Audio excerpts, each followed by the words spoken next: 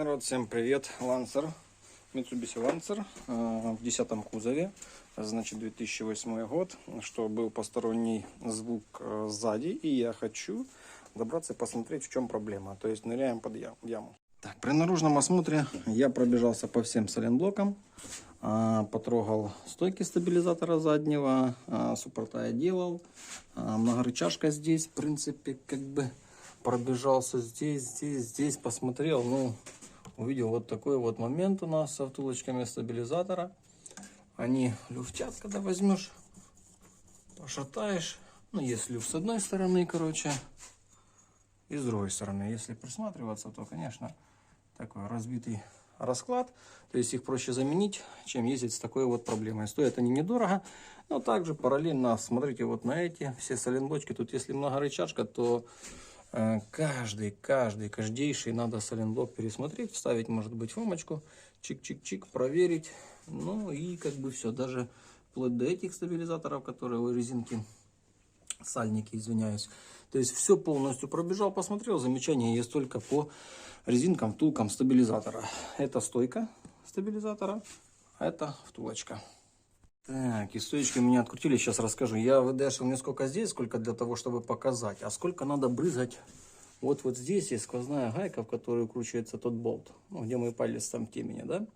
Вот я туда брызгал, сверху тоже такая гайка. Блин, в общем, сбился видосик, короче, вот здесь тоже, вот здесь отсюда с торца засова, ВДшкой тоже брызнул, чтобы открутились эти болты с той стороны, аналогично и... Я, конечно, обычным гайковертом пневмо на малых оборотах. Дырк. Раз открутилось, два открутилось. Приотпустил, там также приотпустил, потом верхнее повыкручивал и низ повыкручивал. То есть у нас получается, смотрите, ну скоба, я ее обязательно почищу. А втулки у нас здесь раздельные, короче. То есть они и продаются такие, приехали, короче, чтобы было намного проще ставить. То есть мы берем вот так вот втулку. Вытаскиваем, убираем. Я прочищу это посадочное место, прочищу наш хомут прижимной, прочищу это место и болты, естественно, чухрану и смажу. Значит, по резинкам стабилизатора, смотрите, 18 диаметр. Заказал я, короче, вот такие запчасти, каталожный номер. Ну и они одеваются все также в обратном порядке. Просто немного будет сложней. Смотрите, поднимаете, допустим, тягу эту. Прижимаете и играете туда-сюда. Ничего сложного. На стойках стабилизатора это можно сыграть. То есть один наживили, второй наживили. С той стороны наживили, только потом уже обтягивать. Смотрите, когда наживили, старайтесь вот эту вот тягу стабилизатора, да, приблизительно, смотрите, пока я не затянул, она типа может ходить без проблем. Если вам мешает, допустим, здесь у меня чик-чик мгновенно наживилась без всякого усилия. Здесь чик и небольшой как бы типа натяг был. Я такой беру, вот, кстати, старая метка типа от них. Беру такой чик, чуть-чуть подвинул, хопа, все выровнялось, наживил, вот. И теперь можно обтягивать, притягивать. То есть если болты смазаны, все почищено, хомут четенький, вычищенный, то садится четко, обалденно, так чок, плотно, но без вот этого вот насаживания, набивания или, знаете, там коррозия, когда с внутренней стороны собирается, то она мешает плотно сесть и придавить это все дело.